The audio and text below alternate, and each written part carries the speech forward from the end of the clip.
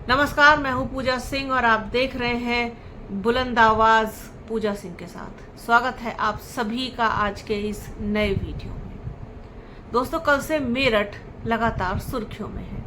मेरठ के कप्तान अविनाश पांडे लगातार चर्चा में बने हुए हैं, सोशल मीडिया पर ट्रेंड कर रहे हैं और ट्रोल भी हो रहे हैं। मेरठ के एसएसपी को बर्खास्त करने की मांग की जा रही है।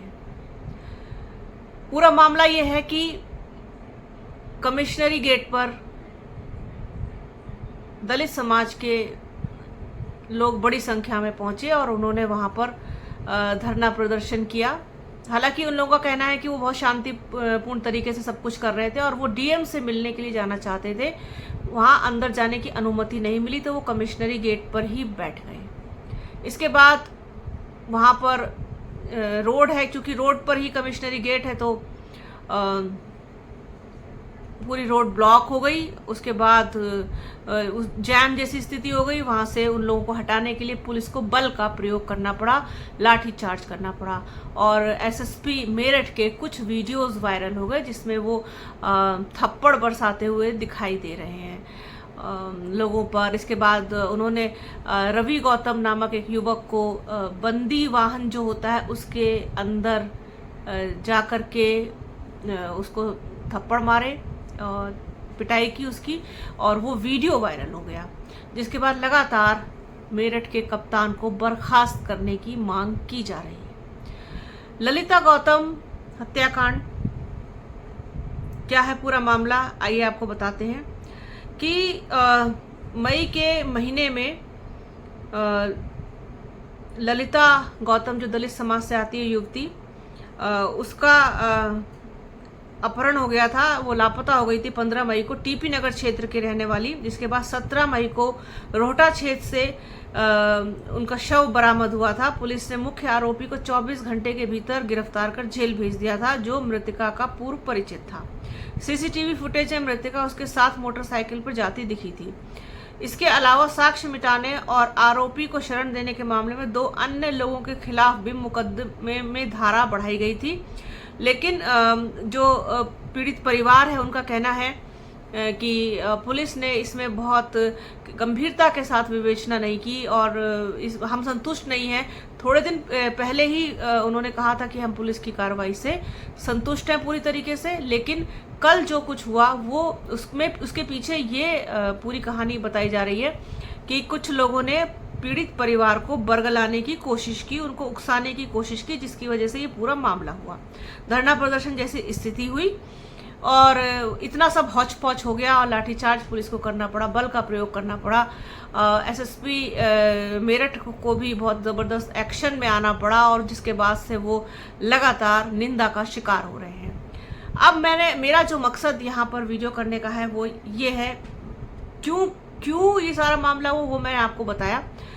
अब वीडियो करने का मकसद ये है, चूंकि ललिता गौतम दलित समाज से आती है, उसके पीड़ित परिजन भी ऑब्वियसली दलित समाज के सारे लोग थे। जितने लोग वहां पहुंचे थे दलित समाज से थे और पुलिस ने बल का प्रयोग किया। रवि गौतम को बंदी वाहन के अंदर जाकर के पुलिस कप्तान ने चांटे मारे, उनकी पिटाई की।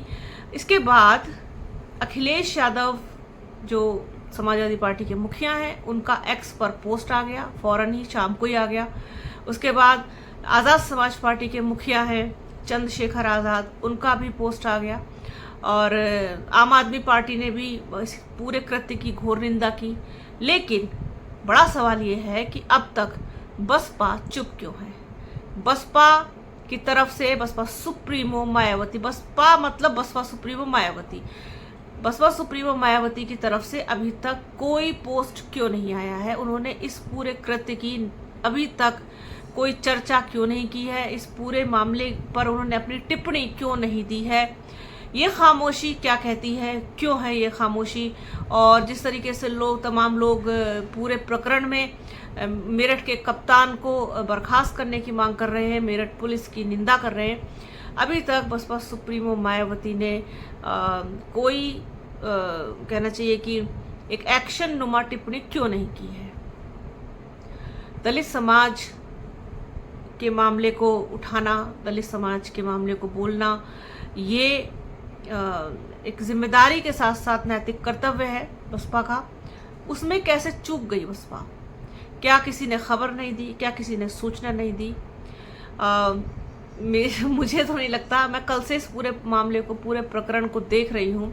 कुछ निजी कारणों से मैं वीडियो नहीं कर पाई कल। यहाँ मेरठ में ही हूँ मैं इस वक्त, और मेरठ में बहुत ज़बरदस्त बारिश है पिछले 3 दिनों से। और कल से तो बेहद कहना चाहिए कि मतलब ताबड़तोड़ बारिश जिसे कह सकते हैं, अब वो है। कयामत की बारिश हो रही, कल से रुकने का नाम नहीं ले रही है। सारा जो एक व्यवस्था है वो अस्त व्यस्त है। इंटरनेट की भी बहुत प्रॉब्लम, और वैसे जो नॉर्मल डेटा होता है उसकी भी बड़ी प्रॉब्लम, सब मिला करके बड़ा बुरा हाल है। मैं कुछ बोल ही नहीं पाई कल इस पर, कुछ कह नहीं पाई। और ऊपर से अब मुझे इंतजार था कि बसपा सुप्रीमो मायावती कोई प्रतिक्रिया देती हैं कि नहीं देती हैं, लेकिन अभी तक भी उनकी कोई प्रतिक्रिया नहीं आई थी, जो कि बेहद कहना चाहिए कि एक बहुत क्या शब्द में इसको, बिल्कुल अफसोसनाक लगता है कि बसपा की तरफ से कोई प्रक्रिया इस पूरे प्रतिक्रिया पूरे प्रकरण पर नहीं आई। जबकि जो सरधना के कपसाड़ का जो मामला था, जहां पर एक युवती की मां की हत्या कर दी गई थी, वो भी युवती के अपहरण से संबंधित मामला था। उसमें भी लेट आई थी प्रतिक्रिया, पर आई थी।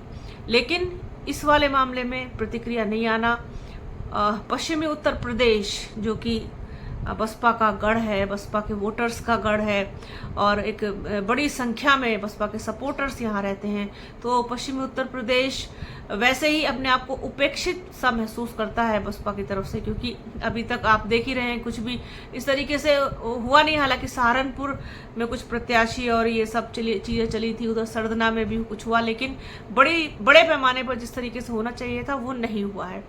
तो लोगों को कहीं ना कहीं इंतजार तो है ही है। ऊपर से इस घटना के हो जाने के बाद ये जो खामोशी है, ये जो चुप्पी है बसपा सुप्रीमो मायावती की तरफ से, ये लोगों को खटक रही है कि सबने पोस्ट किया है, सबने सिंपैथी दिखाई है, और मेरठ पुलिस के इस कृत्य की घोर निंदा की है, एसएसपी को बर्खास्त करने की मांग की है, सख्त एक्शन लेने की मांग की है, और मांग की है सीधे उत्तर प्रदेश के मुख्यमंत्री योगी आदित्यनाथ से कि मेरठ के जो कप्तान हैं उनको हटाया जाए, साथ ही साथ इस पूरे प्रकरण की निष्पक्ष जांच कराई जाए, जो आरोपी हैं उनके खिलाफ सख्त एक्शन हो, उनको जेल भेजा जाए।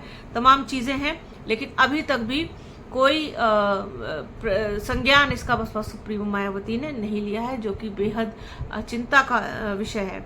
अखिलेश यादव ने एक्स पर लिखा है, चंद्रशेखर आज़ाद जो सांसद है नगीना से, उन्होंने तो ये भी लिखा है, ये भी कहा है, हालांकि आप लोगों ने सब पढ़ लिया होगा, कि वो पीड़ित परिवार से मिलने भी जल्द जाएंगे, और चंद्रशेखर आज़ाद पहुंच जाते हैं, जैसा कि आप लोग जानते हैं उनके बारे में।